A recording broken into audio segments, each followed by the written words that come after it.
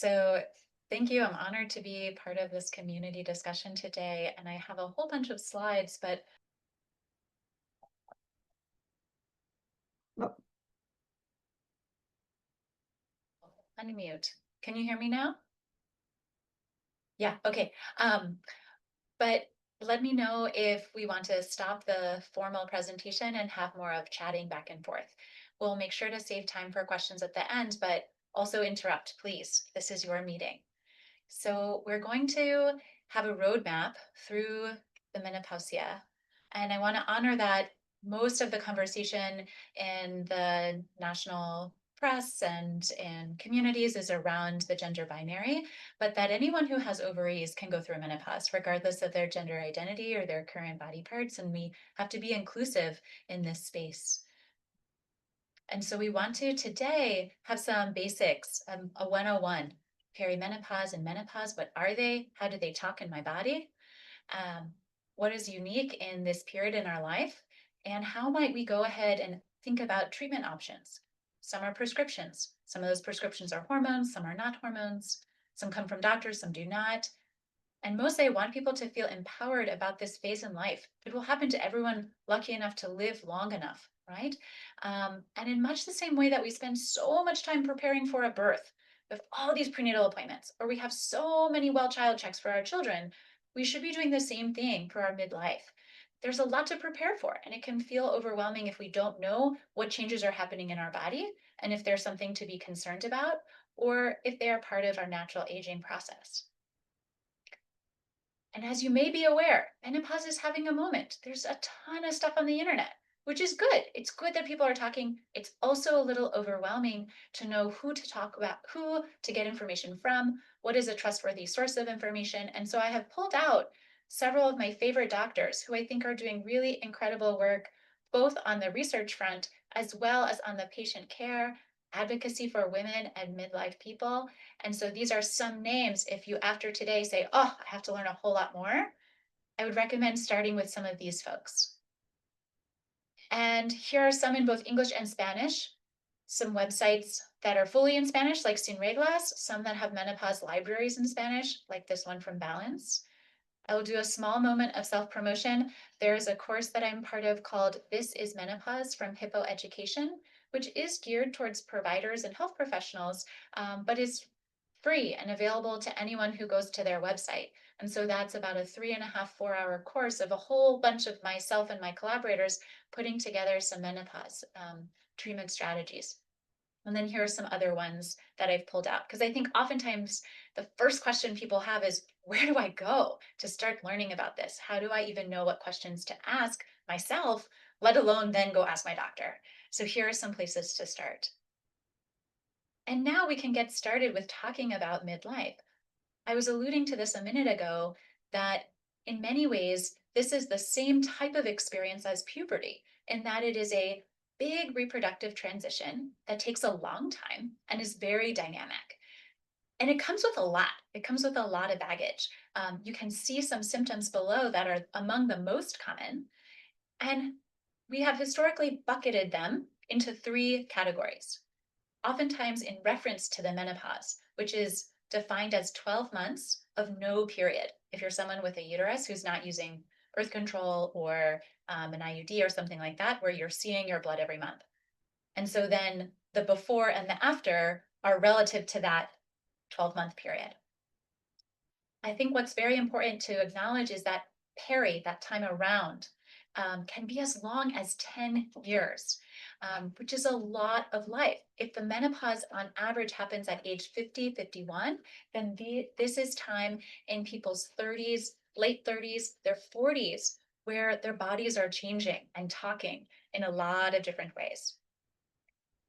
Then there's 12 months of no bleeding, which is the definition of menopause. And then your life forever after is postmenopausal or after menopause. And for American women, that's about 40% of our entire lifespan. So it's so important to pay attention to how we feel during this time, what the impacts on our health are, particularly bones, heart, and brain, in addition to changes with our metabolism, our mood, or sexual interest, our urinary symptoms, our cognition, because 40% of our lifespan is a lot of years in which we need to be actively paying attention to how we feel. And although hot flashes are a main hallmark, this slide shows you how many different symptoms can be part of someone's perimenopause or menopause experience. And the reason for that is because estrogen and progesterone, our main reproductive hormones, are on every organ in our body. Yes, they are very much a part of our ovaries and our uterus and how we make babies, but they are everywhere. They are on our heart and our brain and our blood vessels and all around our gut. And so that is why the symptom list is so long. And that's why people can feel like all of a sudden they are a different person, or gradually over 5 or 10 years, I have noticed I am just not myself the way I was in my 30s in so many different categories, so many different parts of the body. And that is why, because the reproduction hormones are in so many places. I sometimes tease my patients who come in saying, Dr. Kasper, I have so many problems. I say, yeah, because being a female is more than making babies, right? That is one of the things that we do. But in fact, we have so many different opportunities. And sometimes that's because then why we have so many symptoms. So, one thing to know is what type of menopause might I be having? And here are 1, 2, 3, 4, 5 different categories of menopause. The reason that the classification matters is because, particularly if you are having menopause before 45 and definitely before 40, that is different than this natural or spontaneous age of menopause in the 50s. And that's precisely because of what I just said about how estrogen and progesterone are in so many places. And so, if for a surgical reason, an iatrogenic reason, which means something a doctor did, right? Chemotherapy, radiation, a certain type of medicine caused you to lose your ovary function before 40, that's a big deal for your heart, for your brain, for your blood vessels, and your overall lifespan. We know that people who go through menopause prematurely actually die earlier. So getting this managed is really not optional in the same way that diabetes management is not optional, right? We always want to be taking care of someone's diabetes or someone's asthma throughout the whole entire lifespan so that they stay as healthy as possible. That also applies to premature as well as early menopause. So before age 40, before age 45. I'm often meeting patients I will talk to them about this and they will say, oh yeah, I think I lost my period when I was 37, but I was so happy I didn't have to bleed anymore, so I never mentioned it. And if you're someone listening or you know someone like that who's listening, um, make sure they know that's not a good thing for their bones, their brain, their overall life expectancy, their mood, their cognition, their sex drive. It's very convenient they don't have to waste money on pads and tampons, but it's not an optional health management state. And so to really make sure they're connecting with their providers and their doctor knows, hey, did you know that I went through menopause before 40? I might need a bone scan. I might need to think about my heart health in a different way. And who is more vulnerable to a symptomatic menopause than other people? Here's a long list. I like to point this out because, in many ways, this is a list of attributes in which there are many forms of hardship already. And the symptoms of menopause are all the more magnified when we have depression, when we struggle with anxiety, when we smoke or we use drug substances. These are often things that also make it harder to get to the doctor, make it harder to take our medicine every day for other types of health problems, and also give us more hot flashes and night sweats and palpitations. And so it is a building or a layering of challenges at times. And so to know that the arrow goes back and forth, so to speak, right? If our estrogen and our progesterone are all over our brain, we know that we are more vulnerable to depression, to anxiety, to changes in mood, to that sense of resiliency, and I can handle what the world throws at me. That's true for everyone who goes through menopause. If we are someone who struggles with depression or anxiety or bipolar, and we are going through menopause, we are all the more vulnerable, both to the symptoms themselves and to the mental health ramifications. And so I want to just highlight this is all the more reason to support yourself as you go through a menopause transition and to look out for your neighbors and colleagues who may be struggling as well. Here is some suggestions of questions that you might want to think about for yourself if you are a perimenopausal or menopausal woman, and to talk to your doctor about. Are my symptoms affecting my quality of life? Right? This is something that is normal, is physiologic, is planned, right? Everyone who lives long enough, our ovaries will turn off. That actually started getting planned when we were still gestating in our mothers. But that doesn't mean it is always easy. And if we are suffering with our symptoms, there is much to do about it, right? So to be okay asking yourself, hey, is this a big deal to me, right? We know that about 25% of women who go through menopause have severe enough symptoms that they consider quitting their job because they just can't get through the day with the burden of symptoms in their life.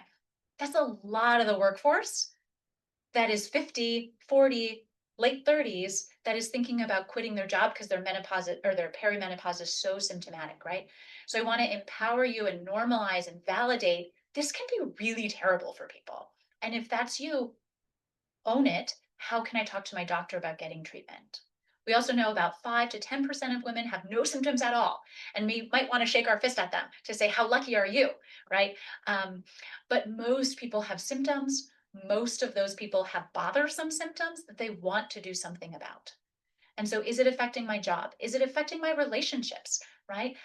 Maybe I'm not being such a nice parent right now because I'm so snappy and irritable at my children because my brain is ping ponging my stress hormones around like crazy. We know when we study female brains during perimenopause, in much the same way that when we study female brains in pregnancy, the hormone fluctuations are dramatic. And that shows up on our response to stress, our quick to get irritated, our quick to get angry. And so I want to make sure everyone knows that, to validate that and say, yeah, that is part of your menopause. How is it affecting you?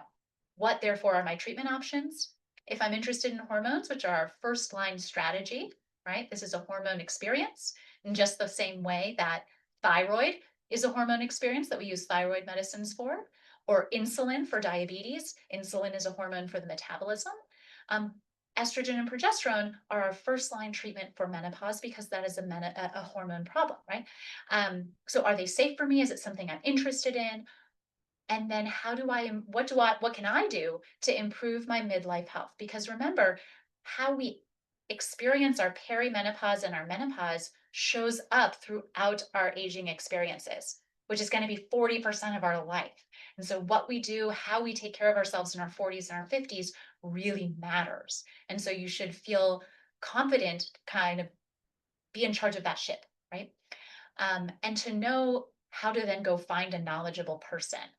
I will normalize also frustration that many of you may experience when you ask a doctor, when you're brave enough to say, hey, this is bothering me. My periods are driving me nuts. I have hot flashes. I'm always yelling at my husband. What's wrong with me? How do I get better?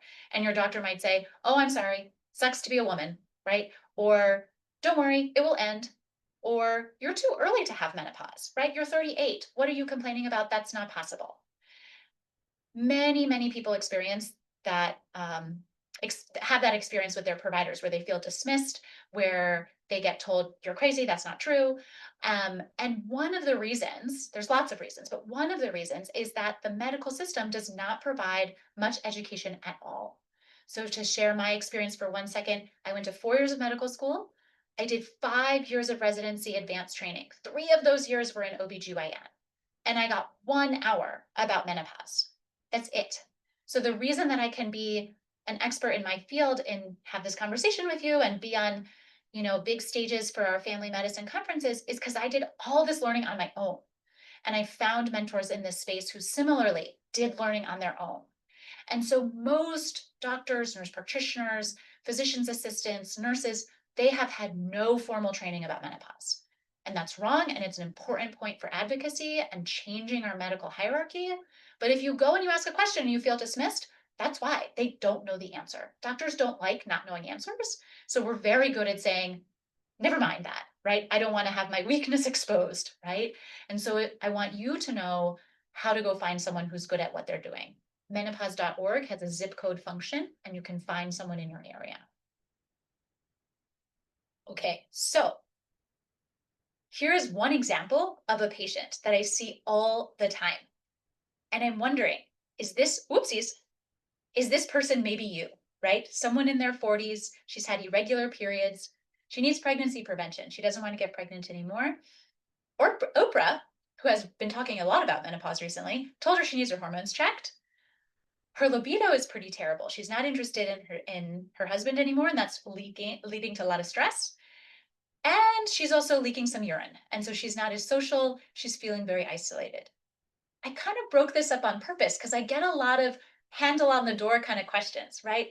Oh, doctor, what about this? Oh, and now that I'm comfortable with you and I know you're a good doctor, let me tell you about this one too, right? And so I want to honor and acknowledge and be so humble with my patients. Like, this is not so easy to go and talk to a stranger about, and that rapport really matters. And you should feel comfortable talking to your doctors about this because this stuff really matters to you and it has a big impact on your quality of life. But oftentimes the symptoms are clustered like this. First, we talk about the periods, then we might be brave enough to talk about sex, and then we might be brave enough to talk about going to the bathroom. All of this is really normal in perimenopause and menopause. And so a question I get asked every day, and you might be seeing on your social media feeds, is should I get my hormones checked? What's this all about? And the answer is traditionally no. That's not the medical answer, but TikTok is definitely saying yes all the time. Lots of it. Pay all this money, right? But the reality is that you will know when you are in perimenopause and menopause because your body is changing. And after listening to me talk, you're going to know how it's talking to you, what to look out for. And that is how we diagnose or we label perimenopause and menopause based on the periods and based on the symptoms. It is not helpful to test hormones because they go ping, ping, ping, ping, ping, high to low and normal again to postmenopausal to puberty range all over the map day to day. That's why the perimenopause can be so symptomatic, is because it's that dynamic. It's like you're on a whitewater rafting trip and the waves are going crazy and then they are calm and then they are crazy and then they are calm. And so if you submit your blood to the doctor, you're getting just one day of that picture, just the wave at that one moment. And I often tell people, if I had blood work that was going to help me help you better, don't worry, I would do it, right? If I had a tool that could help you feel your best, I'm always going to offer that to you. Hormone testing in perimenopause is not one of those things. This is a very different hormone management space than, for example, the thyroid, where checking the blood work does make a difference, where it helps us decide the dose of the medication. This is not true for hormones in menopause and perimenopause. So I want to let everyone know that so they don't have to waste their money. They don't have to be tricked by something expensive on social media, and to really be comfortable sharing the extent of your symptoms because the symptoms are how you make the plan with your doctor. And so what would those be? How would I get treatment? One of the important places to start the conversation in perimenopause is around pregnancy or contraceptive needs. Hormone therapy is not birth control. And so if you need birth control, use birth control, right? We know that hormonal contraceptives, pills, patches, IUDs, the depot shot, the vaginal ring, these help with irregular bleeding, which is one of the first symptoms that drives people batty in perimenopause is they're in their 40s and all of a sudden their period's out of whack. Those are very good tools for controlling the bleeding pattern because they are cycle control. They also help with the night sweats, the hot flashes, the emotional swings that come with that rocky whitewater rafting trip because they are telling your body, here is a stable dose of estrogen and progesterone to see all day, all week, as opposed to the ping-ponging that your body is now doing at the ovary. And so for many women, perimenopause is a continuation of their birth control or their hormonal contraception that they were already using. Some people decide, my birth control doesn't feel as good anymore. And then we have a nuanced conversation about why. And we'll go into that in a minute about the difference between synthetic birth control and bioidentical hormones and what that means. But again, if you're one of your priorities is to prevent pregnancy, you need to make sure the medicines you're using do that for you. There's a lot of misconception about what counts as birth control and what doesn't. And not all estrogen and progesterone medicines provide contraception, even if they help you with your night sweats. And the reason for that is you can see here in red that the menopause hormones are 1/5 of the dose of a standard birth control pill, which is not strong enough to prevent pregnancy. It's also often not strong enough to um, smooth out the perimenopause experience. Because one analogy I often share with people is the rocky boat one for perimenopause, whereas in menopause, the tap is off, the faucet is shut off, there's no more hormone coming from the ovary. And so you don't need as much hormone to feel supported and stable in your symptoms as you do when you are in perimenopause, which is also why the doses and the products we use in perimenopause are different. So someone in their, and this makes sense, right? Someone in their 40s should be treated differently than someone who's 62. I think it's obvious, like those are very different generationally, people. So what are menopause hormones then? So there are estrogen plans, there are estrogen and progesterone plans. And the reason this is important is if a doctor gives you an estrogen to say, hey, help your hot flashes in your menopause, if you have a uterus, you have to have a progesterone, a progestogen. These are all, you see the words on the screen, they're a little bit semantics. They don't matter so much. That's more nerdy stuff for doctors. But if you have a uterus and you're using estrogen, you have to have a progesterone with it so that you protect the uterus lining. This is something our bodies, when they are on their own, are doing very well ourselves, right? We are very good at regulating our estrogen and progesterone inherently. But when you get a prescription for estrogen, it has to be backed or antagonized by the progesterone. If you don't have a uterus, then you don't have to worry about the progesterone. If you are in perimenopause or menopause and you're wanting to talk about hormones for your hot flashes and your night sweats and your palpitations and your mood disorders, they are not safe for you if you have these problems. And it's important for you to tell your health history to your doctor so that they know how to pick the medication safely to you. One of the consequences, I think, of so much dismissing of women's symptoms, so much minimizing of menopause, is that I sometimes meet people who have lied about their health because they are so desperate to get something that they feel like will help them. And I have met people who say, after a visit or two, they say, you know what, doc? I actually had breast cancer 5 years ago, but I really feel so badly with my menopause. I really want you to give me hormones, right? And then I am in an unsafe position where I could be hurting someone while also trying to help.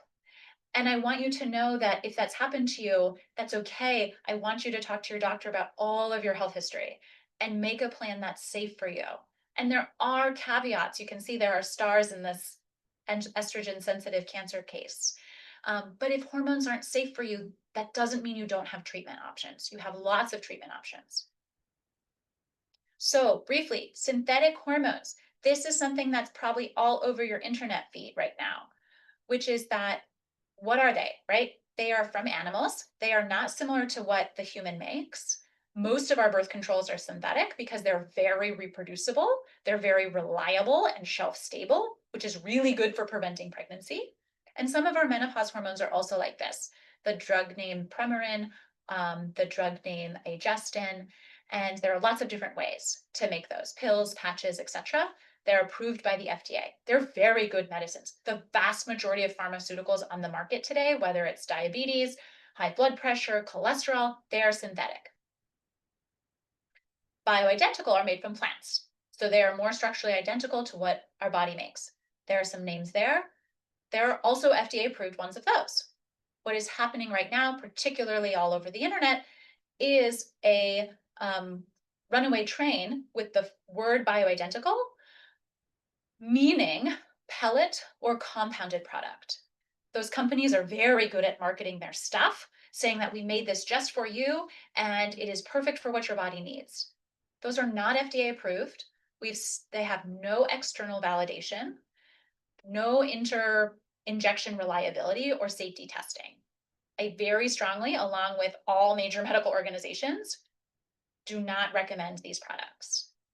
And if you are someone who feels like, but these are the only products that work for me, I strongly encourage you to find a menopause certified provider and dig in. Why is that? Have you actually ever been offered bioidentical hormones that are FDA approved, right? And to figure out a way to safely use an FDA approved product. Non-hormonal options for managing menopause exist as well. Most of them are antidepressants or anti-anxiety medications because so much of the hormone experience is around mood and sleep. And also these drugs do, because they talk to our brains, have evidence to lower the hot flashes and lower the night sweats. So for many women, this is a great 2-for-1 experience where their hot flashes and their night sweats feel supported, as does their depression and anxiety. Gabapentin is often a medicine people might know about for neuropathy or for pain. It has some nighttime hot flash support as well.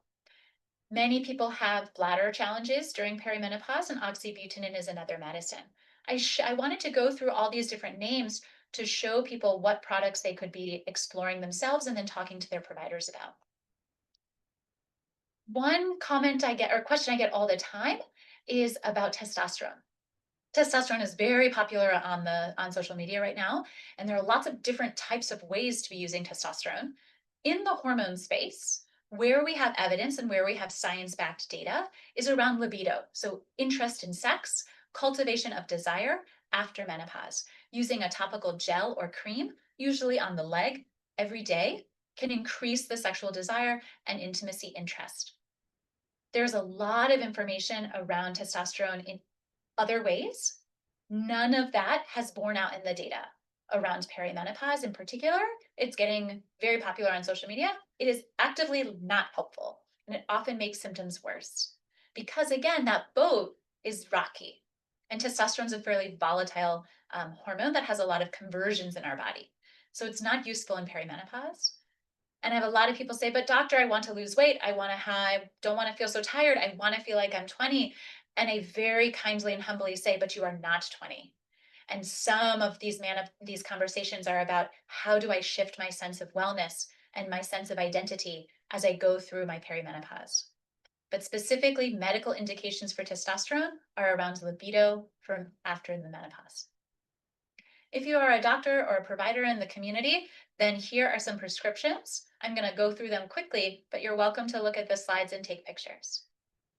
These are my personal favorites of how to think about symptom management with or without the need for preventing pregnancy, depending on who you are. Again, some kind of more provider-specific details.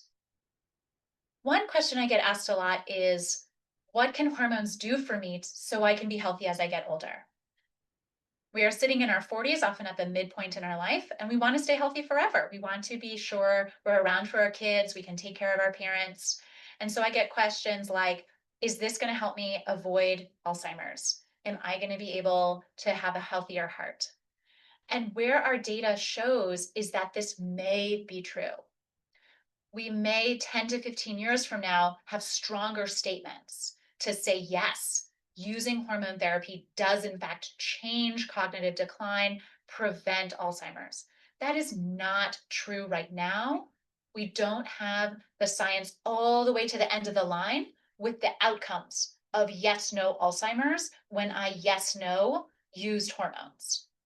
What we do know is that those hormones are all over our brain and that there's a lot of different signal light ups if you put people through MRI scanners when they are having hot flashes, when they are having sleep disruptions of menopause, and that the brain doesn't really like that. And so it would make sense, hypothesis generating, that 10 to 15 or 30 years from now, we say, yes, people who had less hot flashes and less sleep disruptions aged better. But right at this moment, your prescription does not prevent Alzheimer's. And I think that's an important nuance that sometimes gets lost on TikTok with only 60 characters, right? We do know that estrogen is really important for our hearts and that we have, as women, heart protection better than our men in our 40s. And when we go through menopause, we lose that advantage, so to speak. And so we have seen more convincing outcomes data in terms of heart attacks, strokes, events around use of hormone therapy. But it's still not quite a straight line to say my hormones that are helping my hot flashes go away then prevent my heart attack. That's not exactly true. Although the association is strong. If you get hormones and you feel better, right? You use a patch from Dr. Kasper, you take a nighttime prescription from Dr. Kasper for your night sweats, you're going to sleep better. So you get up and you go to the gym and you have a healthy breakfast with oatmeal and raisins instead of going to Bojangles. Well, yeah, you're going to have less heart disease, right? Like, duh, because you feel like a human again. And I hear that all day long. Like, thank you, Dr. Kasper. I feel like a human again for the first time in 8 years. So I'm losing weight. So my blood pressure looks better. So my diabetes is better controlled. All of those are directly linked to your risk of heart attack and stroke and dying. And so it's sometimes the associations that the nuance gets lost in the social media post. And so I wanted to kind of tease that out a little bit for you, right? So if you're someone who is safe to use hormone therapy, you have all of those symptoms of menopause and you want to start treatment, wonderful. You may, in fact, then end up a healthier human in your 50s and 60s and have less heart disease. I hope that makes sense to people. And on the flip side, what does hormone therapy not do? It is not a weight loss medication. It is very frustrating in the middle of your life to notice that you are working so hard at the gym and you are not losing weight. The vast majority of that is explained by our menopause and by our aging, the fact that we are 50 and 60, not that we are female versus male. It is not enough treatment for osteoporosis. So if you're someone who has bone disease, hormones are not the way that you treat osteoporosis alone. It's also not enough treatment alone for depression, although together with mood meds and therapy can be really, really helpful. And so we want to be aging well. We want to be healthy as we are aging. Those are some of the ways we take care of ourselves. Here are others. And I'm going to go through these quickly because I want to get to the last part of the talk. But you know that you have these slides here. Again, lots of non-medicine ways to take care of yourself. And all of this really, really matters. You can tell I like talking because I'm going too late on my time. So this maybe is more of the taboo topic, and I want to make sure everyone here feels comfortable talking about their underwear area. And I say that phrase specifically because there's a lot in the female's underwear area. We have a bladder, we have a urethra, we have the clitoris, we have our vulva, our vagina, our anus, our rectum. All of that is inside of our underwear, right? And so a lot of those structures change when we lose our hormones or when our hormones in perimenopause start to evolve. And so we've probably heard that there is vaginal dryness in menopause. There's also all of this other stuff. And I want you to see the different ways that your body can change and how normal it is to have these sets of symptoms. And these questions, there are these statements that I often hear. And so please talk to your doctor about sex, talk to your friends about sex, talk to your partner about sex, right? I often ask people these types of questions. One of the things we know about intimacy is that good sex is okay, like it's nice, right? But bad sex can ruin relationships. It can be incredibly detrimental to our mental health. It tracks very powerfully. Whereas good sex is kind of fine, like whatever, I have sex, right? But bad sex or painful sex or no sex or discordant sex, right? I want sex, but he doesn't want sex, or vice versa, can really break people apart. And so we know that psychologically, we know that through a ton of different surveys of couples. And so talk, right? I often have people who say, oh, I'm not going to talk to you about that, right? Like that's embarrassing. And I say, well, then who do you talk to about it with? Okay, you talk to your partner? Good, bring your partner in.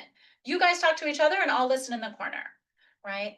But I want you to know that this is a good thing to be talking about, especially because menopause happens for 40% of our life years, right? And that's a lot of time to not be having the sex you want to be having if sex is important to you, right? I also meet people every day who say, I don't care about sex and he doesn't care about sex, so no problem, right? Then we don't go into those topics.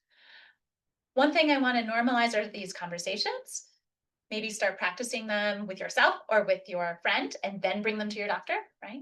And also that how you take care of your skin matters a lot. And because we often have leakage, we often have injuries maybe after childbirth, our bodies might have changed as we've gained weight. that the skin around our vulva and our vagina really needs attention. Oftentimes we reach for pads, for wearable underwear, for all sorts of creams and products that we buy on the internet. And oftentimes those may feel like they're helping, but they almost always lead to more irritation and skin breakdown.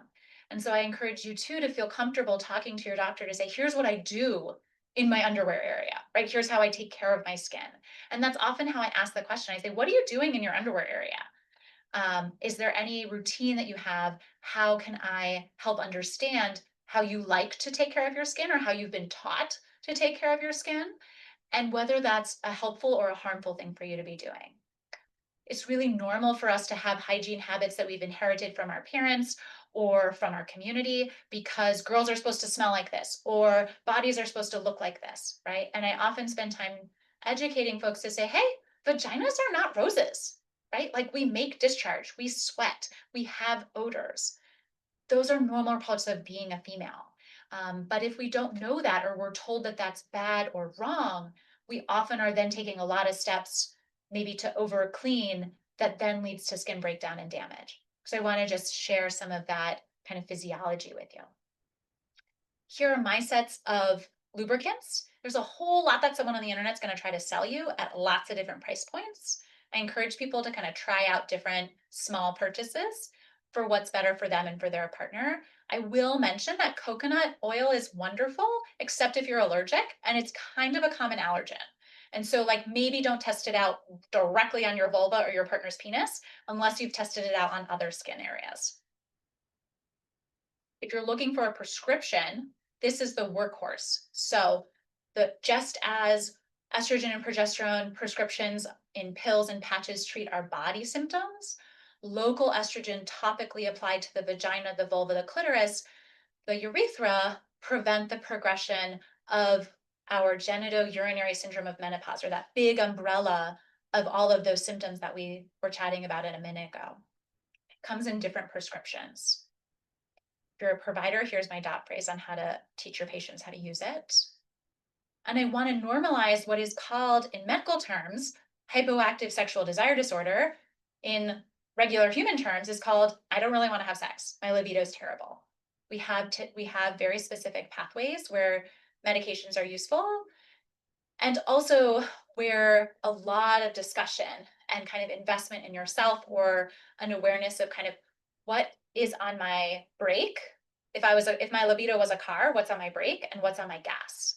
Because if we have all the love in the world for our partner, but we are like making grocery lists and planning the week and worrying about my grandfather, then like no way am I orgasming, right? Like that's just not how brains work.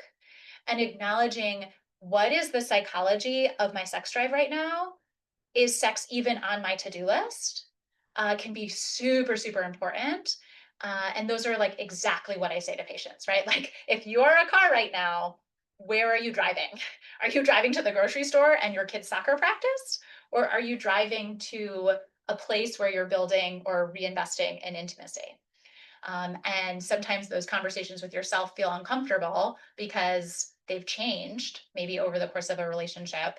But medications won't solve those problems. They're part of the puzzle. But the real work of changing or addressing desire and recommitting to intimacy often is in the house of sex therapy, marriage counseling, what's called cultivated desire.